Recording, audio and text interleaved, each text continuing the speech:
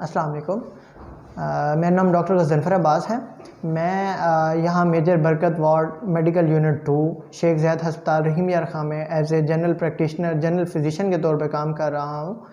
आज का मेरी बात करने का जो मौजू है वो बहुत अहम उन्वान है, वो बहुत अहम मौजू है।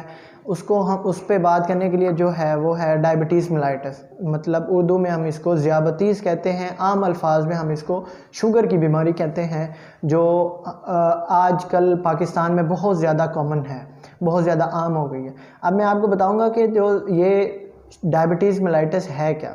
जो डायबिटीज़ मेलाइटस है ये एक इंसानी जिस्म में एक हिस्सा होता है, एक अज़ा है, आर्गन है, जिसे हम लबलबा कहते हैं। ये उसकी बीमारी, लबलबे का काम है इंसुलिन बनाना। अब जो लबलबा है उसमें अगर थोड़ी सी भी बेतरतीबी या ख़राबी होगी, उसकी वजह से इंसुलिन या तो बढ़ सकती है या कम हो सकती है।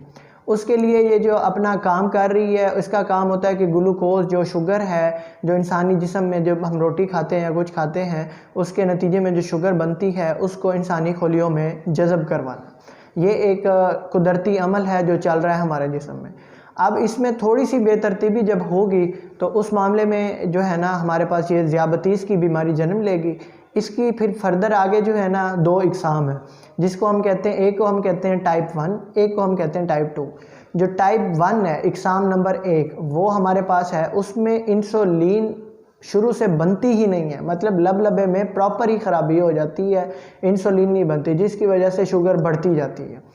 और एक है हमारे पास टाइप 2, जो एग्ज़ाम नंबर 2, उसमें हमारे पास इंसुलिन बनती है लेकिन इंसुलिन अपना काम नहीं कर सकती। क्यों? जो खुली होते हैं वो इंसुलिन से मज़ामत इख्तियार कर जाते हैं, वो शुगर को अंदर दाखिल या नहीं होने देते इंसानी खुलियों में। उसकी वजह से जो है ना बहुत सारी आगे जो है ना कॉम्प्लिकेशंस होती हैं, बहुत सारी चीज़ें हैं जो आगे जन्म लेती हैं। सबसे पहले तो ये है कि इसको हम कंट्रोल कैसे करें।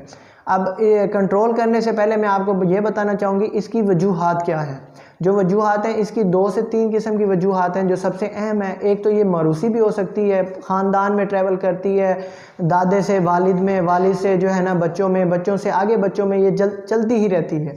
तो इसको हम कहते हैं कि ये मौरूसी हो गई है। ख़ानदान की अगर कज़न मैरिजेस सेम चल रही है तो उसमें ये मतलब अडेप्टेशन हो जाती है, चलती रहती है। दूसरी जो है ना इसकी वजह ये है कि अनहेल्दी, मतलब हमने अपना लाइफस्टाइल है, अपनी रोज़मर्रा की ज़िंदगी ऐसे हमने बना ली है कि हमने ये चीज़ भी खानी, हमने ये चीज़ भी खा ली, हमने ये चीज़ भी खा ली, बिला तरतीब जो है ना हेल्दी लाइफस्टाइल अगर हमने अडॉप्ट कर लिया है, उसको इख्तियार कर लिया है, उसकी वजह से भी हमारे पास ये जो बीमारी जन्म लेती है।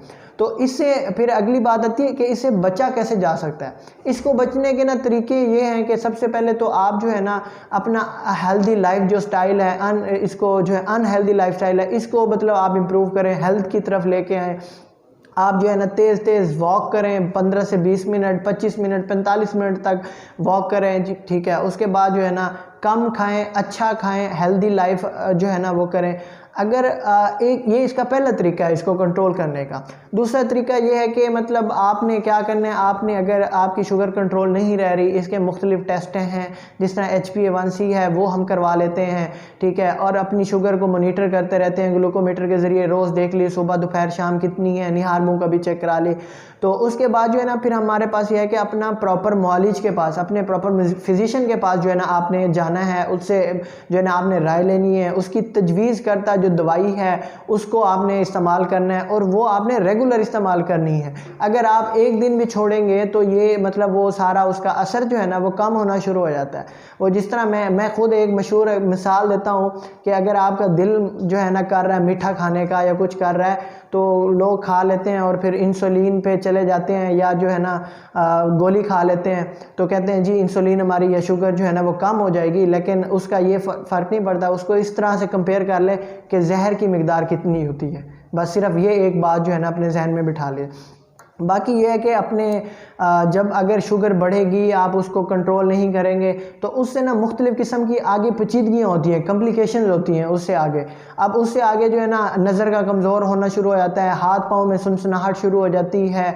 अच्छा, उसमें सबसे बड़ी बात यह है कि विद एज जो है ना, उम्र के साथ आपको फालिज का झटका भी लग सकता है।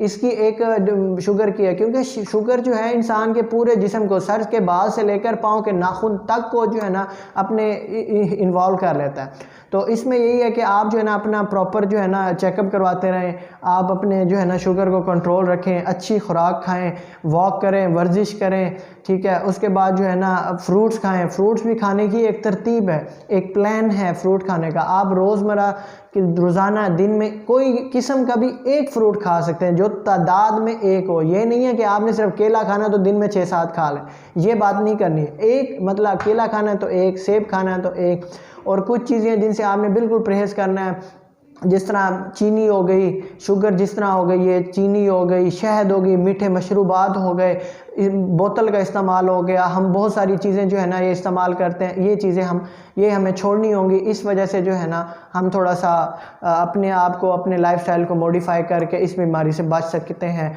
और ये बीमारी फिर आगे जो है ना उससे हम अपनी नस्ल को भी बचा सकते हैं, जो बेहतरीन रहेगी। बहुत शुक्रिया।